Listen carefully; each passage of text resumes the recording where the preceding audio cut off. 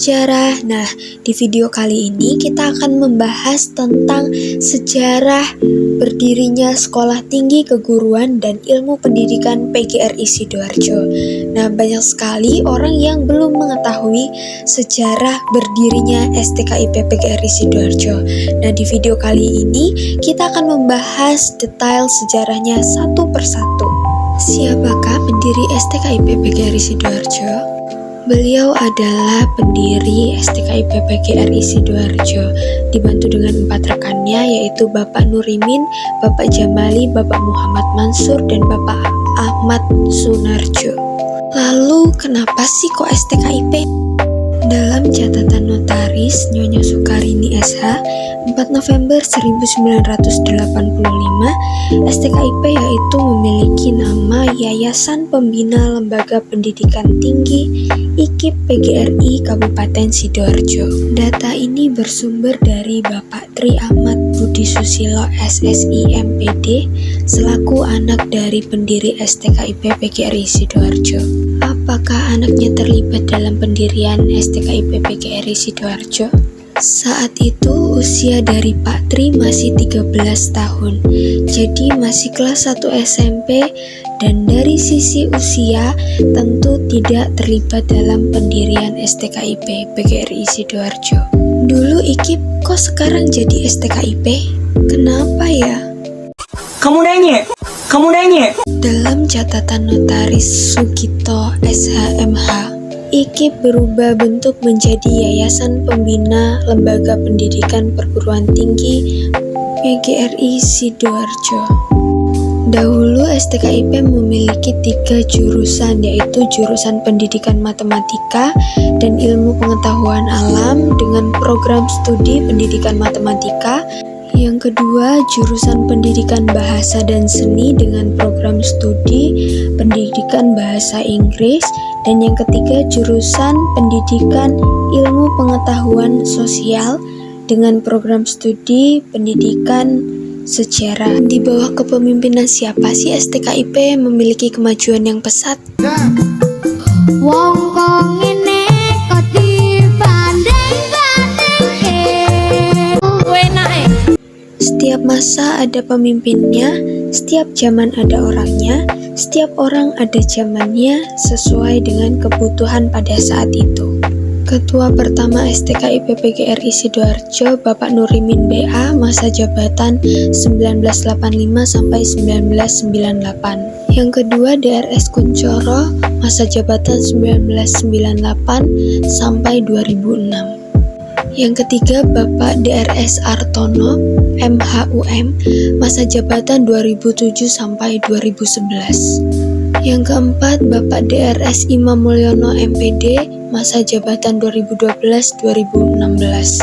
Dan yang kelima yaitu Bapak Tri Ahmad Budi Susilo SSI MPD dengan masa jabatan 2016-2020 dan dilanjutkan periode kedua 2020 sampai 2025. Pada tahun 2016 ada program studi tambahan, yaitu program studi PGSD dan Magister Pendidikan Bahasa Inggris S2, sehingga STKIP memiliki 5 program studi.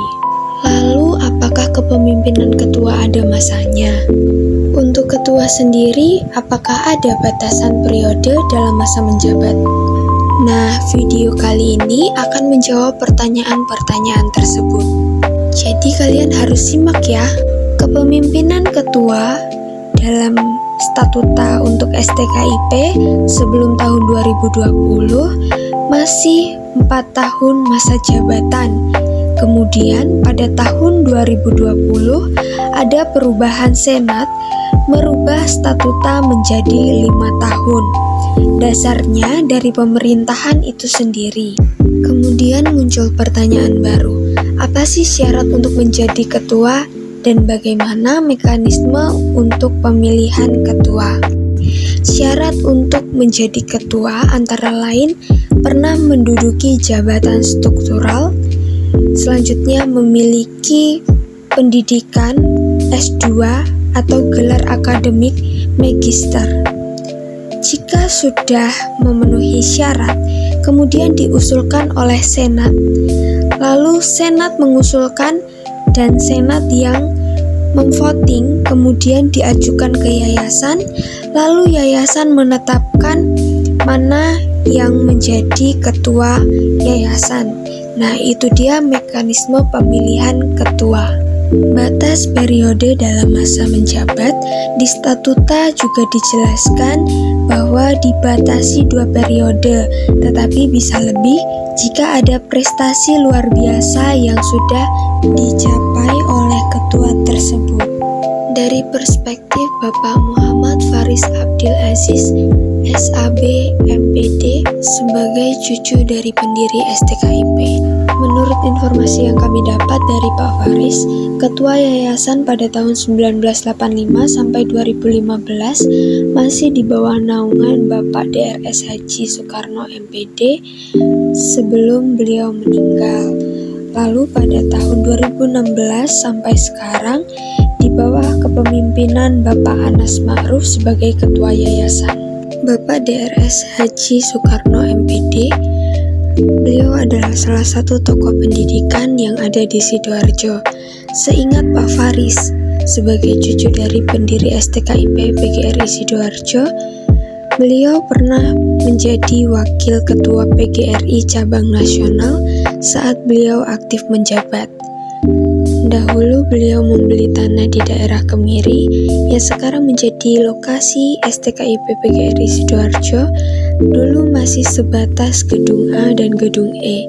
Kemudian Pak Karno membeli tanah lagi di bagian belakang yang sekarang menjadi gedung B, C, dan gedung D, sampai lapangan futsal. Dengan kegigihan beliau untuk memajukan pendidikan di Sidoarjo ini, beliau sempat meminjam uang koperasi untuk membeli tanah yang sekarang menjadi lokasi kampus STKIP PGRI Sidoarjo dan diansur per bulan untuk perkembangan STKIP PGRI Sidoarjo itu sendiri. Sebelum adanya lapangan futsal, dulu di bagian belakang adalah sawah kosong dan sarpras kampus masih minim.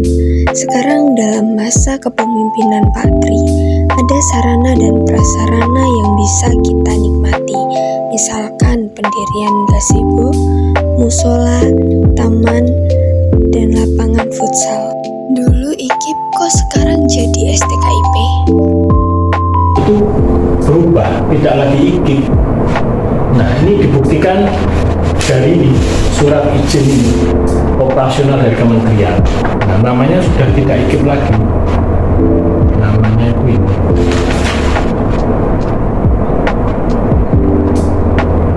Yayasan Pembina Lembaga Pendidikan Perguruan Tinggi PGRI Sidoarjo di Sidoarjo. Jadi sudah berubah. Kenapa kok berubah? Ya, itu yang kemarin saya sampaikan. Ada yang tidak bisa dikemukakan. Wait, kenapa tidak bisa dikemukakan?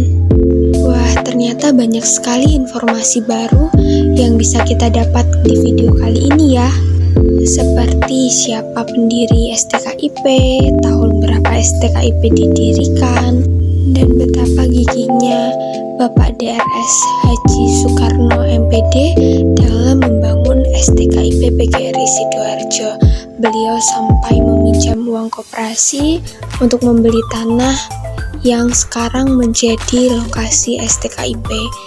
Namun sayang sekali ada satu fakta yang masih tersembunyi, yaitu mengenai penyebab perubahan nama IKIP menjadi STKIP.